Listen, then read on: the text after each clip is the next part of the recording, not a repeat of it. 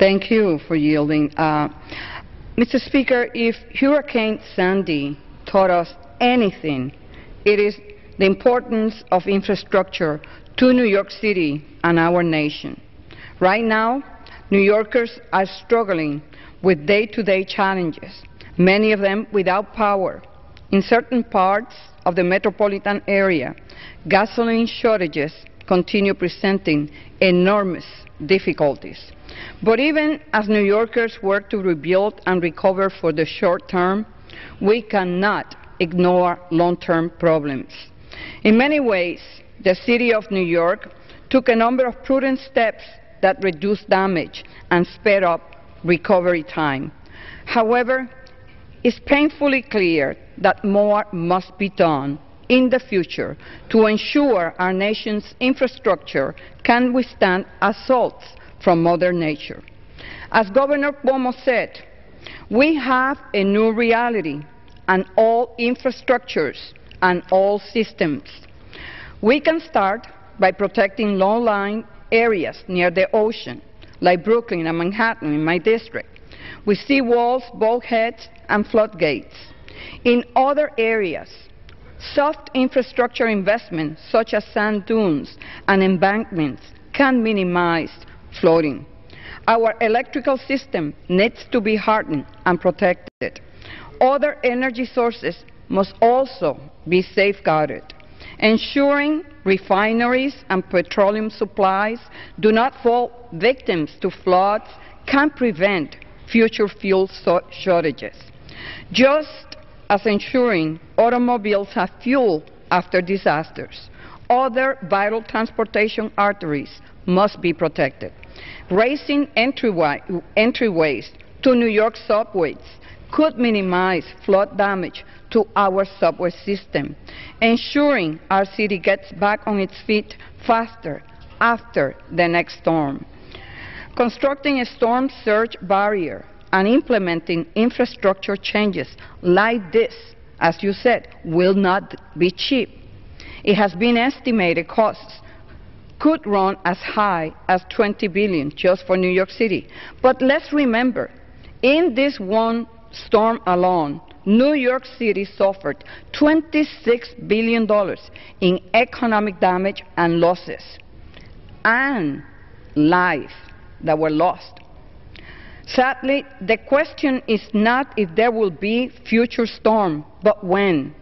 By investing in our infrastructure now, we can prevent future economic damage, to say nothing of protecting our citizens from danger.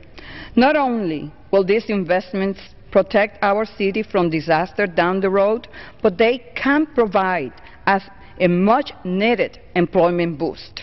New Yorkers are ready to go to work, not only strengthening our city for the long haul. Making this investment now can create good-paying jobs in the short term and reduce damage from future disasters over the long term.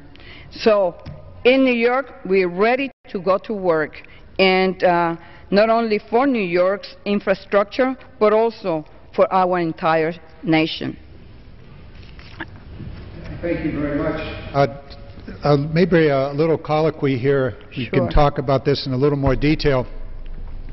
The storm surge that came into New York was anticipated, but the New York-New Jersey region were not prepared with the necessary infrastructure to protect the communities from that surge. And if I understood you correctly, you're suggesting that the cities, or the region, needs to put in place those infrastructures to protect it. The subways have to be secured from the inflow of water. The seawalls, certain other things need to be put in place. And did you estimate a cost of some $20 billion? For New York City. For New York City, not including New Jersey. Correct. Just for New York City. I will share with you my experience in my part of California, which is the Sacramento Valley, the city of Sacramento, and the surrounding area. We have significant flood potential. In fact, the northern part of Sacramento is considered to be the most flood-prone or dangerous city in America after New Orleans.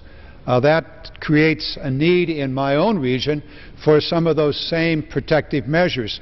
We call them levees, not seawalls, but rather levees. They have to be improved. We anticipate the cost in Natomas, which is part of Sacramento, to be well over $1.4 billion. Another city I represent, Marysville, some $20 million to protect that city, and then Yuba City next to it. And so the entire region that I represent has needs similar.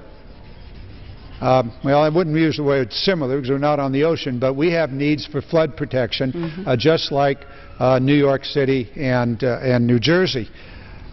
We can do this. We're a very strong, powerful nation, and you couldn't be more correct by saying, if we do it, we protect ourselves, we reduce the potential damage, and we also put people to work. That's correct.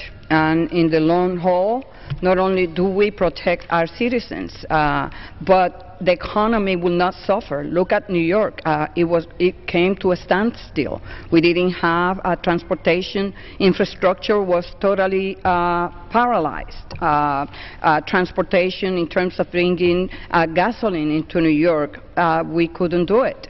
So this is the right thing to do in order for our nation to protect its citizens, but also it could improve the economic conditions of our entire nation by creating so much high-paying jobs at this time when the economy continues to struggle.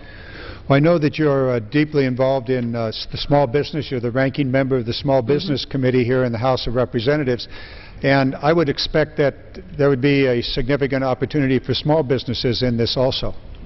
Definitely. When it comes to transportation and infrastructure, a lot of the businesses are small businesses, and they are the backbone of our economy. They will be the one creating the jobs that are so much needed in our local communities.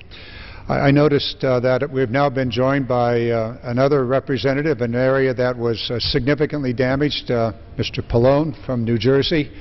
Perhaps you'd like to share with us your thoughts, your experience. I did see you on CNN one night as you were working with your constituents trying to meet the disaster in your area.